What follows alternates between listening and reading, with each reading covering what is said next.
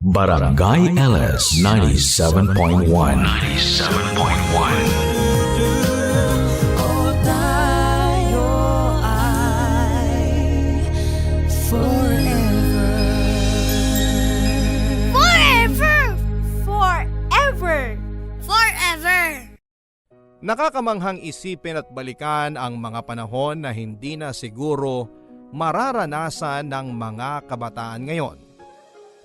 Yung mga panahon na may digmaan. Yung mga panahong walang kasiguraduhan ng buhay. Yung mga panahong lagi kang tumatakbo sa panganib dahil sa gyera. Mainam na sariwain ang mga panahong yon, lalo na kung isa ka sa mga mapalad na nabuhay sa kabila ng libu-libong taong mga namatay. At sa mga alaalang yon, may mga bagay na nagtatahi sa mga kwento natin. Mga bagay na sa unang tingin, walang halaga. Pero punong-puno pala ng makabuluhang alaala. Dear Papa Dudut, ako si Jerome, 23 years old at graduate ako ng Political Science sa isang university sa Manila. At kasalukuyang nagtatrabaho sa isang PR firm sa Quezon City. Pero mahilig po ako sa history.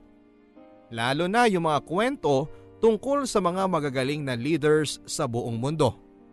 Yung mga katulad ni Winston Churchill, Franklin Roosevelt at mga kwento tungkol sa World War I at World War II. Natutuwa ako sa mga tuwing nakakarinig ako ng kwento tungkol sa giyera. O kaya nakakabili ako ng mga gamit mula sa panahon ng Hapon. Pasensya ka na kung parang nagpapaligoy-ligoy ako sa kwento ko. Pero may kinalaman ang hilig ko sa history sa kwentong isinulat ko sa inyo ngayon. Uulitin ko. Ako po si Jerome, 23 years old at ako ang unang apo sa tuhod ni Lola Caridad. 2 weeks ago ay sinelebrate namin ang birthday ni Lola Caridad. 94 years old na ang lola ko sa tuhod. Nakakalakad pa siya pero mahina na. Mas madalas na siyang nasa wheelchair niya. Payat si Lola Karing pero matalas pa rin ang pag-iisip. Siguro kasi teacher siya dati kaya hanggat ngayon nagbabasa pa rin siya ng mga classic na libro. Kahit yung ibang nabasa na niya dati pa. Siya lang ang cool na lolang alam ko na nakabasa ng lahat ng libro ng Twilight at pumila pa sa sinihan para mapanood ang pelikula nito kasama yung isang pinsan ko. Hindi lang sila basta pumila sa sine. Kasi ang pinilahan nila ay yung premiere showing ng pelikula. Mabuti na lamang at halatang senior na si Lola kaya lagi siyang pinauuna sa pila at walang nagrereklamo. Naa-amuse lang ang karamihan dahil ang kasabayan ni Lola sa panonood ay sobrang mga bata. At nung medyo bata pa siya, bata, ibig sabihin noong mga 85 pa lang siya, marunong siyang gumamit ng Android phone. Kaya lang ngayon, pinagbawal na ng doktor kasi lumabo na ang paningin ni Lola. Nanonood na lang siya ng mga pelikula sa malaking TV sa bahay nila sa Leyte. Si Lola Karing Papadudot ang gustong-gusto kong nakakakwentuhan palagi. Kasi para sa akin, walking encyclopedia siya pagdating sa kasaysayan ng Pilipinas. Lalo na noong panahon ng Hapon, noong 1940s. Naa-amaze ako kasi parang nabubuhay ang mga pangyayari noong kabataan niya kapag siya ang nagkukwento. At kapag nagkwento si Lola, maniniwala ka talaga kasi hindi yung kwentong barbero, kundi kwento talaga yon ng buhay niya. Naranasan niya, alam niya yung pakiramdam, yung amoy, yung takot, yung saya ng mga panahong yon. Si Lola Karing ang pangalawa sa 3 magkakapatid. Ipinanganak siya noong 1925 sa Leyte. Si Lola Andang ang panganay nila. Ipinanganak noong 1915 pero namatay si Lola Andang noong 2005 sa edad na 90 years old. Si Lola Andang at ang asawa niya ay may 5 anak. May 21 na apo at 6 na apo sa tuhod. At ang bunso naman nila, si Lolo Ingo. Ipinanganak noong 1936. Buhay pa siya hanggang ngayon, pero base sa kwento ni Lola Karing, mukhang yung kakulitan at pagiging kumikero ni Lolo Ingo noong bata pa siya, nadala niya hanggang sa pagtanda niya. Biyudo na si Lolo Ingo, nagkaroon sila ng 3 anak ng asawa niya. Meron siyang 7 apo pero wala pa siyang apo sa tuhod. Si Lola Karing ang winner sa kanilang 3 pagdating sa mga kaapo-apuhan.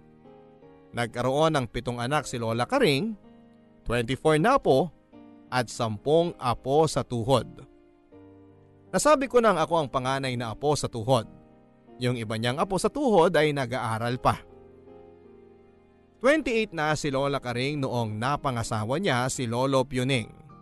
Naabutan ko pang buhay si Lolo Pioning. 5 years old ako noong namatay siya. Pero naaalala ko yung mga kwento sa akin ni Papa. Pulis kasi si Lolo Pioning pero ang main na trabaho niya, maghatid ng mga preso mula sa Leyte papunta sa Maynila. Kapag nasa Maynila raw ito ay panayang bilhin ng mga PX goods na tinatawag o yung mga pagkain at kagamitan na binebenta para sa mga military men ng US. Pwede ring bumili ang mga kamag-anak ng sundalo o kaya naman ng ilang piling civilian personnel. At dahil pulis si Lolo Pioning, madali itong nakakabili ng PX goods. Ang pinaka-paborito niyang bilhin yung mga dilatang karne gaya ng corned beef at luncheon meat. Kaya pag uwi raw ni Lolo Pioning sa Leyte at dala niya yung mga PX good, sikat siya. Habang nangangamoy daing ang buong kalye nila, ang bahay lang nila ang bukod tanging nangangamoy corned beef sa umaga. At ang mga anak niya lang ang may imported na tsokolate sa pag-uwi niya. Hindi pa na ikukwento sa akin ni Lola Karing kung paanong nagsimula ang love story nila ni Lolo Pioning. Pero sa tuwing nagkukwento siya sa naging buhay nila noon, masasabi ko na very sweet si Lolo Pioning sa kanya. Kasi tuwing lumuluwas ng Maynila si Lolo Pioning, siya lang ang bukod tanging public school teacher na may rose sa table. Ang pangako lagi ni Lolo Pioning sa kanya, bago raw malanta ang rosas, nakabalik na siya sa piling ni Lola Karing. At tumutupad siya palagi sa pangakong yon. Sa 7 anak ni Lolo Pioning at Lola Karing, 2 ang babae at 5 ang lalaki. Yung 2 babae parehong doktor. Yung isang lalaki, accountant. Yung kambal na anak nila ay parehong engineer. Yung panganay na lalaki, namatay dahil sa sakit. College pa lamang ito nang magka-pneumonia. Nag-aral sa ibang probinsya kaya hindi nila naagapan pa. Yung bunso nilang lalaki naman ang lolo ko, si Lolo Emil. Sabi ng tatay ko, ang lolo ko raw ang bunso pero siya ang unang nag-asawa. Kilalang playboy ng panahon niya itong si Lolo. Kaya naman kahit na biyudo ng maaga, nakapangasawa pa uli at nagkaroon pa ng maraming anak. Umiiling na lang ang tatay ko kapag naririnig niyang nagkikwento ang lolo ko tungkol sa mga escapades niya sa mga babae.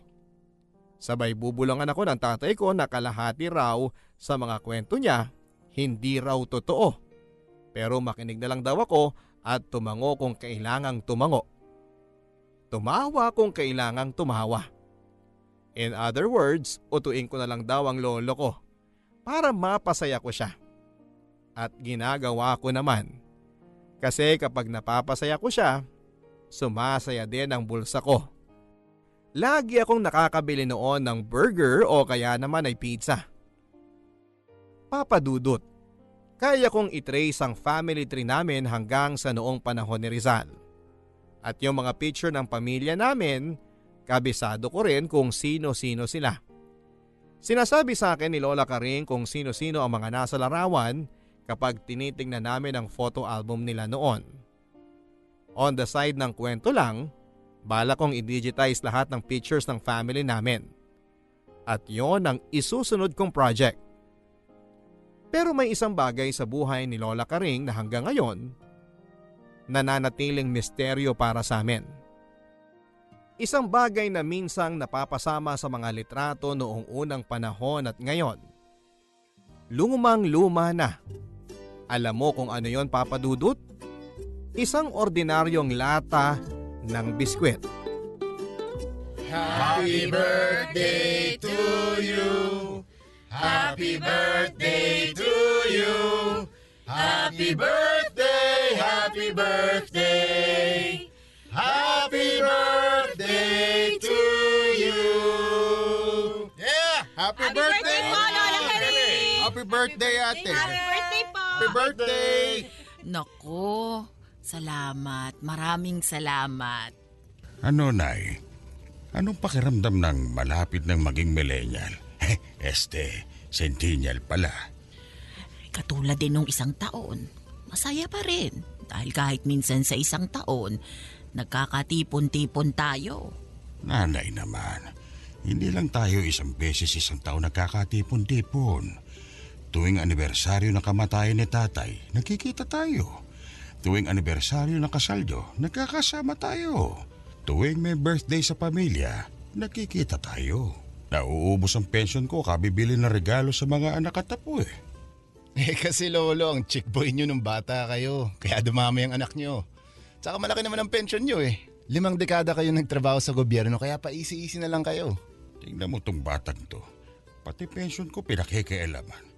Tapusin mo na lang yung pag-aaral mo. Teka. Hindi ba tapos ka na at nagtatrabaho na? Bakit hindi mo pa rin ako nililibre sa sweldo mo? Lolo naman, mas malaki ang pera nyo sa akin. Magpapalibre pa kayo. Lola Karing, yung bunso nyo, nagpapalibre sa akin eh. Wala nga akong pera. Oy, Emilio, huwag mong maapi-api tong panganay kong apo sa tuhod kung hindi sasamain ka sa akin. Nanay talaga. Bakit? Anong balak nyo? Aalisan ako ng mana. At bakit hindi? Ano ipapamana nyo? Yung lumang lata ng biskwit na palaging nasa tabi nyo? Hindi valid na. Ikaw rin, baka magsisi ka. Hindi ako magsisisi kasi wala namang laman yung latang yun eh. Puro papel lang. Nasilip ko na noon. Ay, salbahing bata ito ah. Alam nyo na mula nung maliit kami hanggang ngayong matanda na kami ng mga kapatid ko, hindi nyo pa kinukwento sa amin kung saan nyo nakuha yung lata ng biskwit na yun.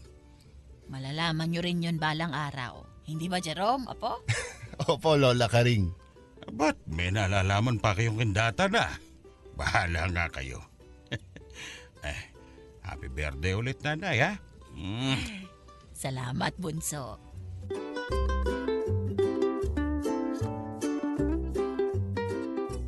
Yung lata ng biskwit ni Lola Karing ay maraming nahihiwagaan sa latang yon. Sa pamilya namin, isa yung misteryo dahil sa sobrang tagal ay nananatili na lang na misteryo. Pero hindi man sinabi ni Lola Karing sa mga anak niya kung saan ang galing ang latang yon. Kinuwento naman niya sa akin ang kasaysayan ng latang yon. Isa lamang yung pangkaraniwang lata ng biskwit. Kinakalawang na dahil sa kalumaan. Ito yung karaniwang malalaking lata ng biskwit na binibitbit ng mga tao pag uwi sa probinsya para pasalubong sa mga mahal nila sa buhay. Ito yung iconic na lata na ipinamimigay sa mga namatayan para makakain ang mga nakikipaglamay. Pero walang design o logo yung lata. Ang sabi ni Lola Karing, gawa lang daw sa papel yung tata kaya hindi nagtagal. Humulas na rin at nawala na. Pero unang dumating sa buhay ni Lola Karing yung lata ng biskwit noong December 7, 1941. Hindi niya makakalimutan yon. Kasi December 7, nang binomba ng mga Hapon ang Pearl Harbor. December 8, inatake ng Japan ang Pilipinas at noong December 14, 1941 ay nagsimula ang World War II. Ang sabi ni Lola Karing, noong mga panahon na yon, sinama silang dalawa ni Lolo Ingo ng nanay nila sa Maynila para bisitahin ang kapatid nito. At noong pumutok nga ang gyera, lahat ay nagmamadaling umuwi sa kani-kanilang probinsya. Ang pinakamabilis na transportasyon na available noon ay tren. Hindi pa nga Philippine National Railways ang tawag noon, kundi Manila Railway Company. May train tracks mula north hanggang south ang Manila Railway noon. At ang pinakamalayong biyahe nito ay sa Bicol. At dahil nga binomba ng Japan ang Pearl Harbor, nagpa siya nang umuwi ang nanay nina Lola Karing at Lolo Ingo. 16 years old si Lola Karing noon, samantalang si Lolo Ingo naman ay 5 taon lang. Hindi makakalimutan ni Lola Karing ang araw na yon, kasi punong-puno ng tao ang istasyon ng tren sa Tutuban. Tayo na. Oh, dahan-dahan ka. Ilagay mo yung mga gamit niyo sa taas. Halika na. Dumito muna kayo ha. Bibili lang ako ng tiket natin papuntang Bicol. Karing, bantayan mo yung kapatid mong si Ingo.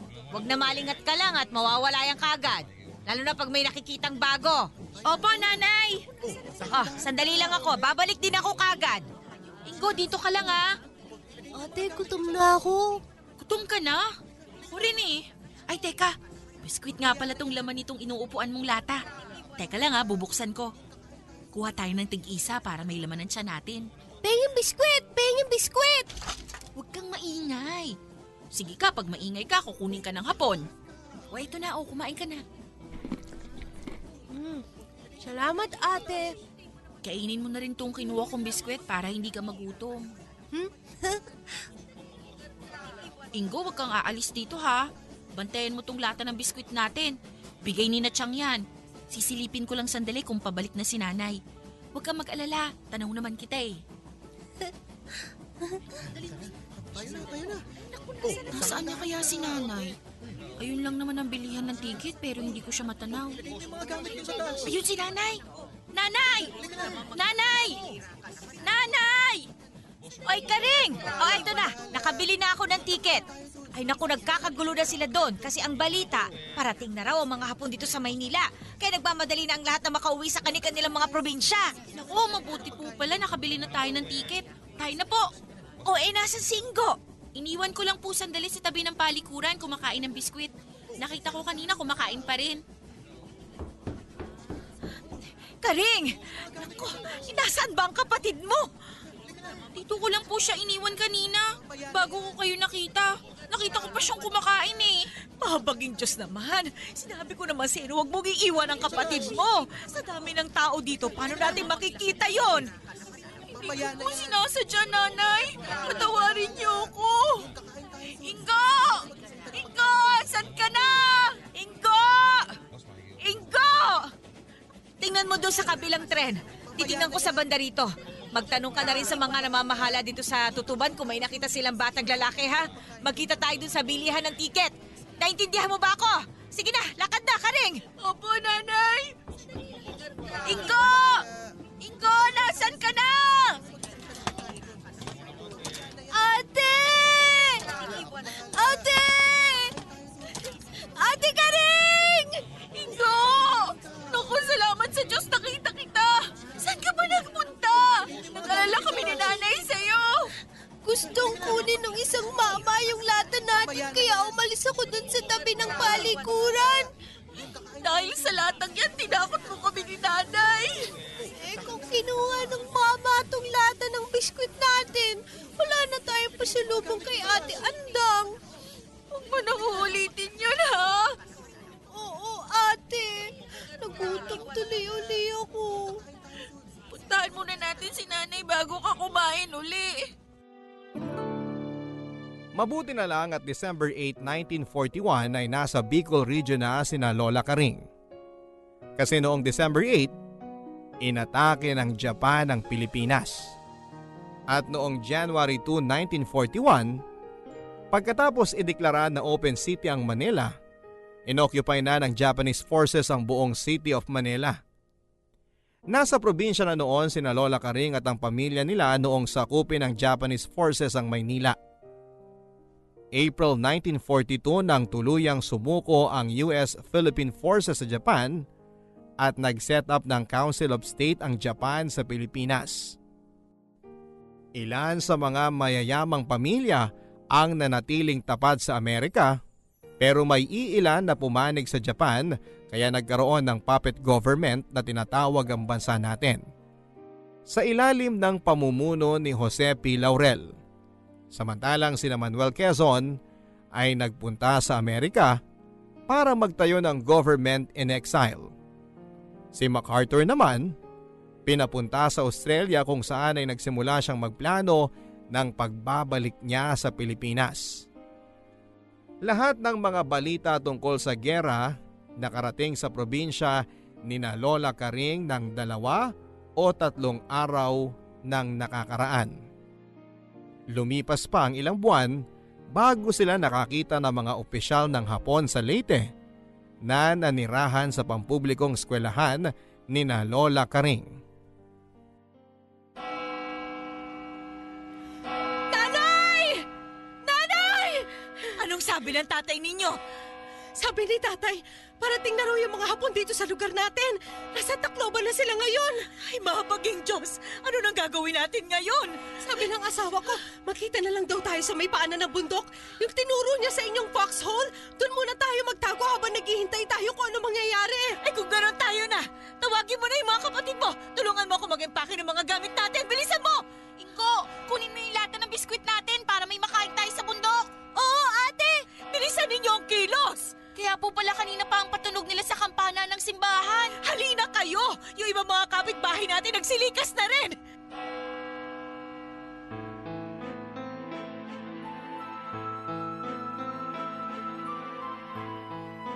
Ang sabi ni Lola Karing ng gabing yon. Takot na takot silang magkakapatid kasi alam nilang nasa paligid lang ang mga Hapon. Tinutugi sa mga gerilyang lumalaban sa kanila. At kahit babae o bata basta nakita nila sa gitna ng labanan, binabaril na lamang nila. Foxhole ang tawag sa mga kuwebang pwede nilang pagtaguan. Maliit lang ang pasukan pero pagdating sa loob ay kasya ang 2 hanggang 3 pamilya. Buntis na noon si Lola Andang sa panganay niyang anak noong nagtago sila sa foxhole. Mula sa labas ay dinig na dinig nila ang palitan ng putok at minsang mga pagsabog. Nang mga panahon na yon, kahit mga bata raw, ang sabi ni Lola Karing ay parang nasisense nila na may panganib sa paligid kaya imbes na umiyak ay tahimik lamang sila. Si Lolo Ingo daw noon ay pinipigilan lang ang pag-iyak pero sa tuwing may pumuputok o sumasabog, tinatakpan nito ang bibig para hindi marinig ang pag-iyak.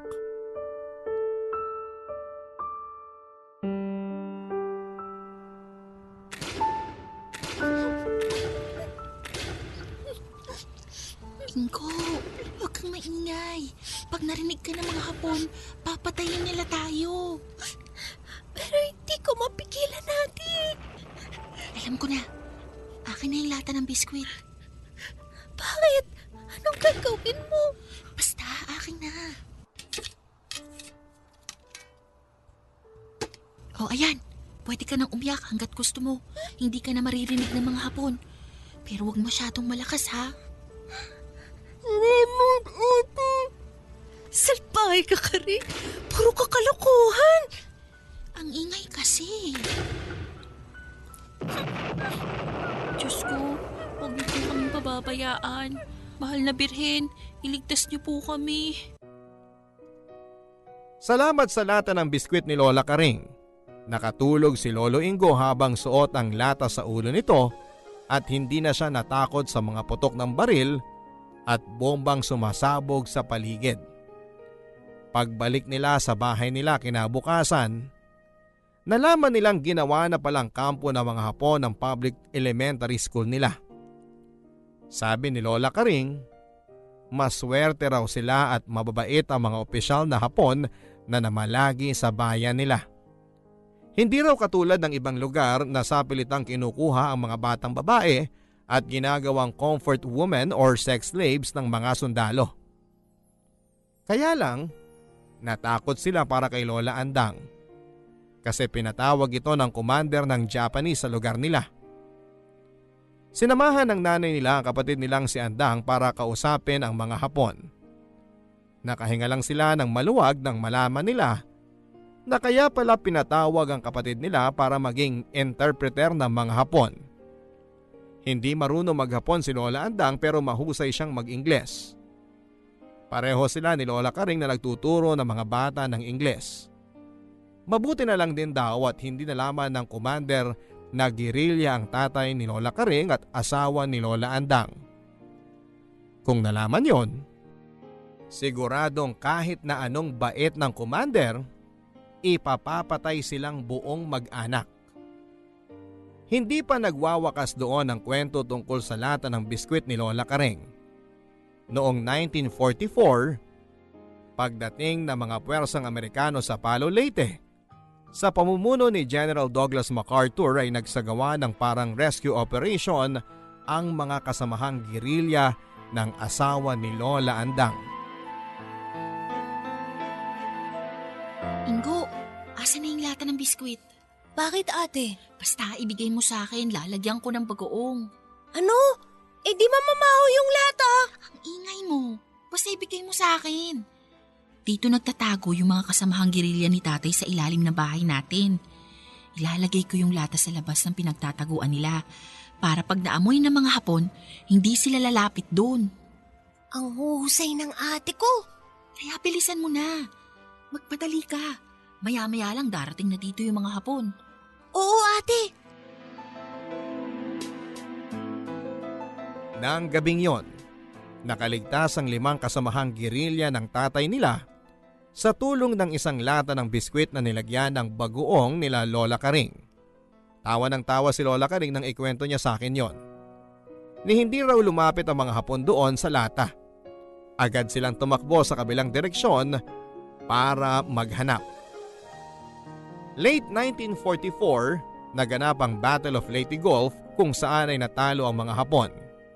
Itinuturing ang Battle of Leyte Gulf na isa sa mga pinakamalaking naval battle ng World War II. Noong October 20, 1944, dumaong ang Allied Forces sa Palo Leyte sa pamumuno ni General Douglas MacArthur. Kasama si Osmeña bilang bagong presidente ng bansa. Kasunod ng pagkamatay ni Quezon noong August 1, 1944. Nagpatuloy ang labanan sa ibang panig ng bansa hanggang sa tuluyan at formal nang sumuko ang mga Hapon noong September 2, 1945. Tuwing birthday ni Lola Karing Papadudot ay hindi pwedeng hindi dumating si Lolo Ingo kasama ang mga anak nito. Mula noong muntik nang mawala sa Tutuban Station si Lolo Ingo, naging protective na si Lola Karing sa bunsong kapatid. At kahit na matatanda na sila, inaalala pa rin nila ang isa't isa. 2 taon pagkatapos ng digmaan ay pumanaw ang nanay nila. Kasunod naman ang tatay nila. Biro nga ni Lolo Ingo, nakaligtas daw ang tatay nila sa bayoneta ng mga Hapon, pero hindi ito nakaligtas sa sungay ng kalabaw na sumuwag sa tiyan ng tatay nila na nakaharang noon sa babaeng kalabaw na tinitignan ng lalaking kalabaw. Natatawa na lang ang 2 magkapatid kapag kinikwento yon, pero alam kong naging malungkot sila sa magkasunod na pagpanaw ng mga magulang nila. At dahil may asawa na si Lola Andang at may mga anak na rin, napunta kay Lola Karing ang pag-aalaga sa bunsong kapatid. Lalo silang naging close.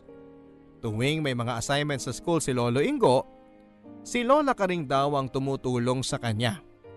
At kung may mga problema o worry si Lolo Ingo sa buhay, si Lola Karing ang takbuhan niya at hinihingian niya ng payo palagi.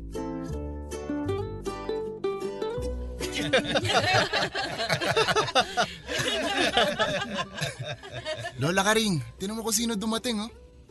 Sino? Si Ingo ba yan? Opo, Lola. Bakit? Hindi nyo ba maalala ang mukha ng kapatid nyo? Ano bang hindi? Kahit puro puti na ang buhok ng kapatid ko, mananatili pa rin siyang bata para sa akin. Oh, tignan mo kung paano kumilos. Akala mo 20 lang ang edad. 20 na po ang edad ni Lolo Ingo. Pero tama kayo, mukha lang siyang 20 kung kumilos kasi lagi siyang nakangiti. Chill lang lagi. Akala mo lang yon. Pero pag umibig yan, matindi. Bakit po? Anong nangyari kay Lolo Ingo noon? Parinig ka, ibubulong ko sa'yo. Ano po yun?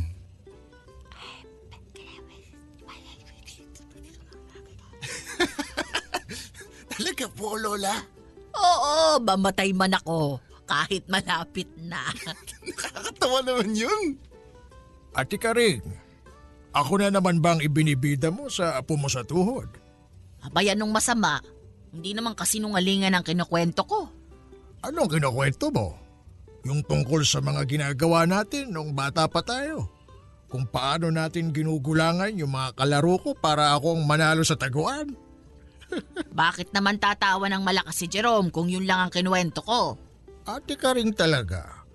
Kung hindi mo lang kaarawan ngayon, ako binawi ko na yung cake na binili ko para sa iyo. Ingo, naaalala mo ba nung mabigo ka sa pag-ibig ng paulit-ulit? Alin yun? Nung nagtangka akong... Oo, yun na nga. Sabi ko na nga ba ipapahamak ako ng lata ng biskwit na yun eh. Asan na ba yun? Susunugin ko na talaga. Malaking kahihiyan yung nangyari sa akin. Tumigil ka nga, Ingo. Anong kahihiyan? Katatawanan yun. Dinaig mo pa nga ang mga patawan noon ni na Panchito at Dolphy. At saka anong kasalanan sa'yo nung lata ng biskwit ko? Pasalamat ka't nandun yun kung walay nasirang Ingo ka na sana noon pa. Nasaan na nga yung latang yun? Mataga nga. Easy ka lang, Lolo Ingo.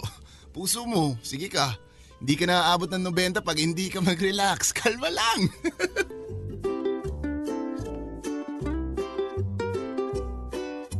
Tawa kami ng tawa ni Lola Karing ng gabing yon dahil isa na namang palang adventure ng lata ng biskwit ni Lola Karing ang nangyari kay Lolo Ingo. At kahit nakakahiya, hindi ko napigilan ang pagtawa ko. Ang totoo, ang lakas ng hagalpak ng tawa ko dahil sa nangyari kay Lolo Ingo.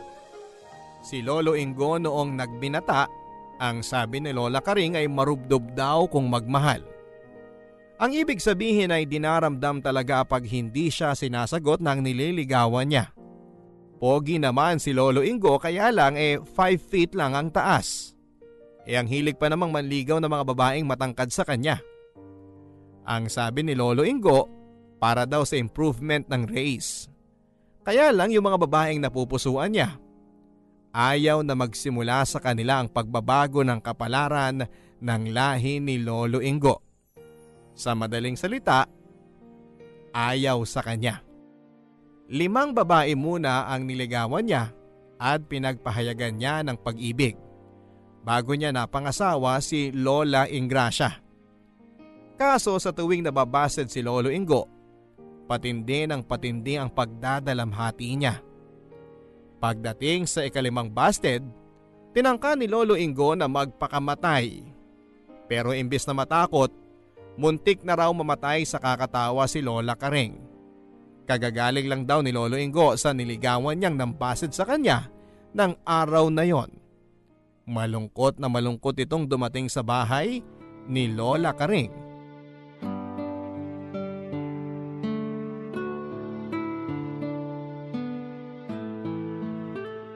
Ingo, ba't ngayon ka lang? Kumain ka na ba? Wala akong gana, ate. Doon na muna ako sa kwarto ko. Ha? Sige. Oh, anong nangyari sa kapatid mo? Ba't parang pinagtakloban ng langit ang pagmumukha nun?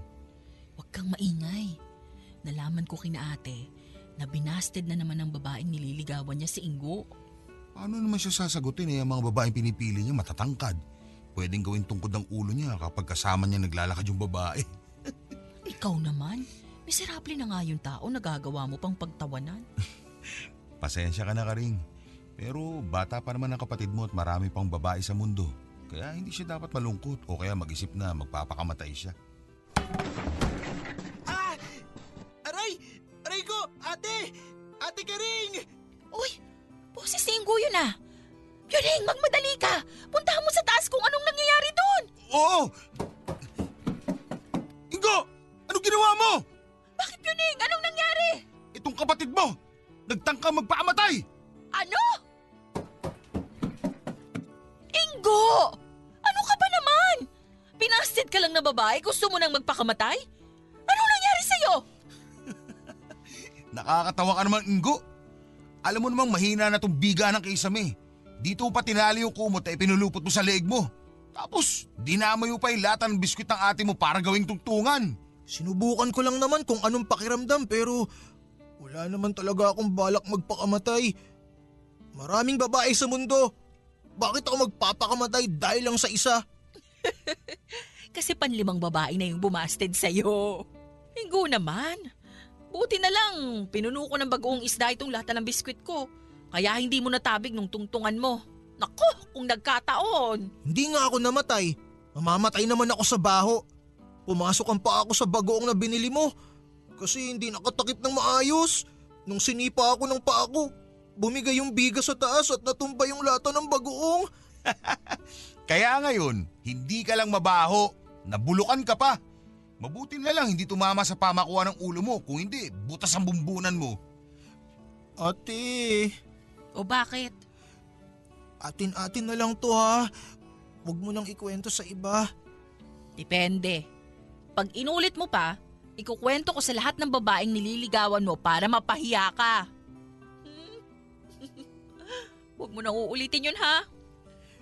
Hindi na ate. Ang sakit palang mabukulan.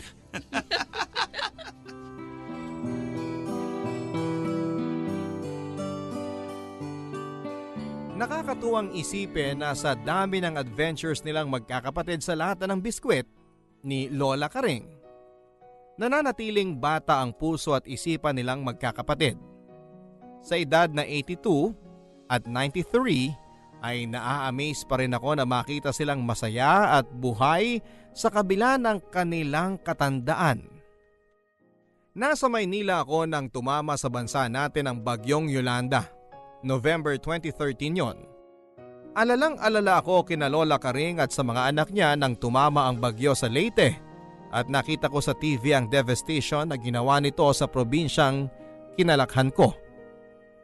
Halos maiyak ako noon habang pinapanood ang mga tao na naglalakad lang na parang walang direksyon sa buhay. Ang iba ay tulala. Ang iba naman ay tahimik na umiiyak habang naghahanap ng mga mahal nila sa buhay. Araw-araw inaabangan namin ang balita at baka makita sila sa TV o kaya ay may magbanggit ng pangalan nila o kaya ay isa sila sa mga sumakay ng C-130 na eroplano ng militar na naglilikas ng mga tao mula sa dinaanan ng bagyo. Pero wala kaming nakuhang balita.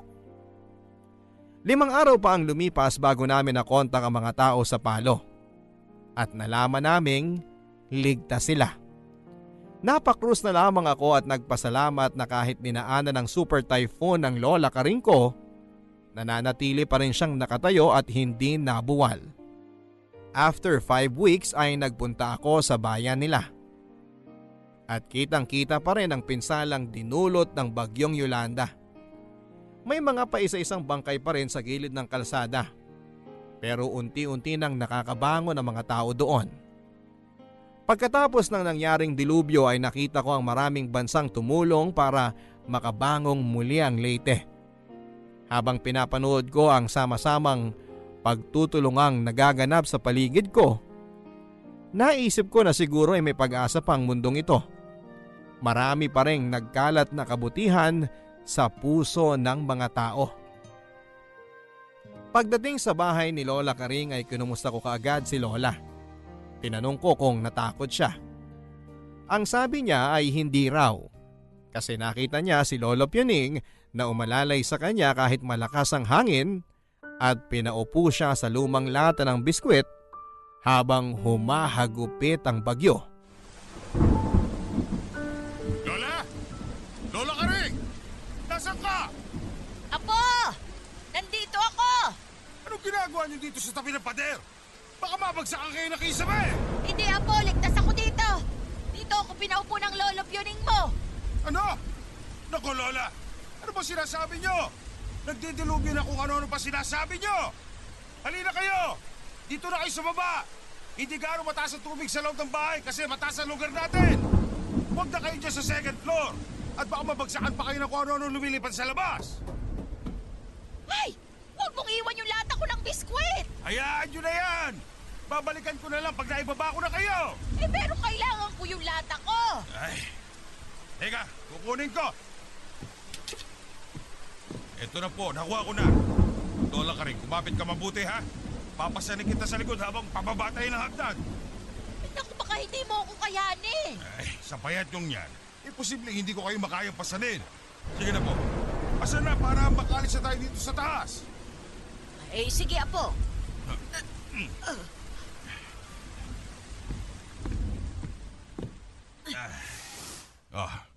Dito lang muna kayo. At ikukuha ko kayo ng bagong damit. Basang-basa na ho kayo eh. Kukunin ko rin yung kumot nyo para hindi kayo lamigin. Salamat, Apo. Salamat, Pioning.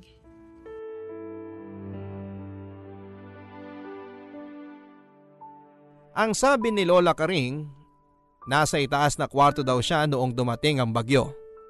Mag-uumaga na noon kaya naalimpungatan siya sa sobrang lakas ng hangin. Noong una ay natakot siya. Pero noong nakita raw niya ang asawa niyang si Pioning na nakaupo sa lumang lata niya ng biskwit sa isang tabi, nawala ang takot sa puso niya. Inalalayan daw siya ni Lolo Pioning at inupo siya sa lata ng biskwit. At doon ay hindi umalis si Lolo Pioning sa tabi niya. Nang dumating na lang daw ang tatay ko, saka nawala si Lolo Pioning. Hindi ko alam kung maniniwala ako o hindi pero para sa akin, isang milagro ang nangyari kay Lola Karing. Noong nakababa na sila ni tatay mula sa second floor, saka naman bumagsak ang kisame. Siguro nga ay pinoprotektahan ni Lolo Pioning si Lola Karing. Kasi alam niya na kailangan pa namin si Lola Karing sa pamilya namin. Kumalat yung kwentong yon sa mga kamag-anak namin at lahat sila ay nagsasabing isang himala ang nangyari. Pero para sa akin, himala man o nagkataon lang, ipinagpapasalamat ko pa rin na hindi namatay at hindi nasakta ng lola ko.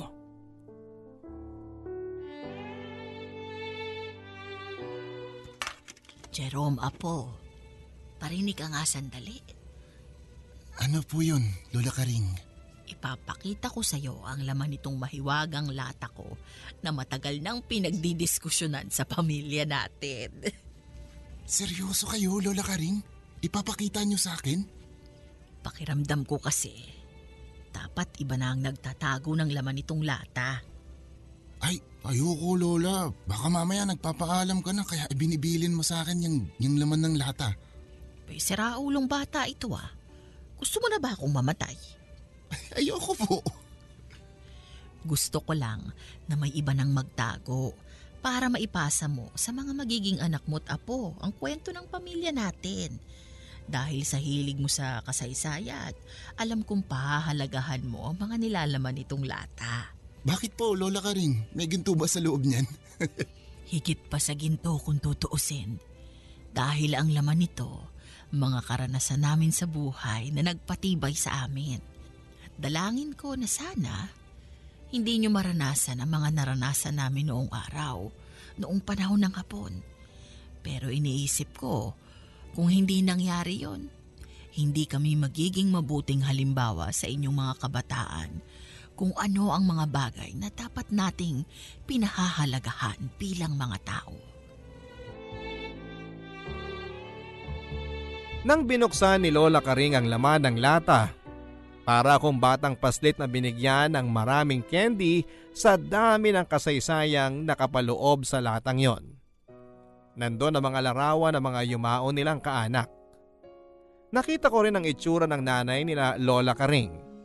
Nakita ko ang itsura ni Lolo Ingo noong bata pa siya, habang nakaupo sa lata ng biskwit na bago-bago pa ang itsura. Naroon din ang pictures nila Lolo Emil, nina tatay at pati graduation picture ko ay nandun din. Nagulat ako at hindi ko akalaing may tinatago pala si Lola Karing na picture ko. Alam mo pang nakita ko sa loob ng lata, Papa Dudut? Mga balat ng tsokolate at candy na pinasalubong noon ni Lolo Puning sa mga anak nila pag lumuluwas ito ng Maynila. Pati yung mga paper label na nakapalibot sa lata ng corned beef at luncheon meat na dala ni Lolo Puning, nandun din. At nandun din sa loob ng lata ang isang libro na bawat pahina ay may nakaipit na petal ng rosas. Yun ang mga petals ng rose na ibinibigay ni Lolo Puning tuwing bago siya umaalis papuntang Maynila para maghatid ng mga preso. Habang iniisa-isa ni Lola Karing ang laman ng lata, tumutulo ang luha ko. Tama si Lola Karing. Higit pa sa ginto ang laman ng lata. Dahil nasa loob ng latang yon ang mahabang karanasan ng pamilya namin sa loob ng maraming taon. Nakapaloob doon ang mga takot, lungkot at saya. Pero higit sa lahat ay nakapaloob sa latang yon ang pagmamahal ng buong pamilya para sa isa't isa. Sana'y naging inspirasyon sa mga kabataan ngayon ang kwento ni Lola Karing at ng pamilya namin, Papa Dudut. Maraming salamat at binasa mo ang sulat ko dahil sa ganitong paraan ay na-preserve ko ang kwento ni Lola Karing. Hanggang dito na lamang ang inyong kapuso at kabarangay forever, Jerome. Maraming salamat, Jerome, sa pagbabahagi mo sa amin ng barangay LS mo at ni Lola Karing. Alam po ninyo, sa pambihirang pagkakataon mga kapuso, sino mag-aakala na dahil sa isang lata ng biskwit ay maikokonekta ni Jerome at ni Lola Karing ang kasaysayan ng bansa at ng kanilang pamilya. Etong latang ito ay isang material na representation lamang po ng mga ala-alang masarap balikan. Dahil higit sa material na bagay o souvenir, mas importante po ang mga ala-alang hindi mo makakalimutan na tumatak na sa puso mo at sa isip mo. Mga ala-ala na masarap balikan, pagkwentuhan at alalahanin. Ikaw, nakagawa ka na ba ng masayang ala-ala kasama ng mga taong minamahal mo? Bakit hindi mo subukang gumawa na ng mga forever memories na ibabaon mo? Hanggang sa muli mga kapuso, ako po si Papa Dudut sa mga kwento ng pag-ibig, buhay at pag-asa. Dito sa Barangay Love Stories. Forever.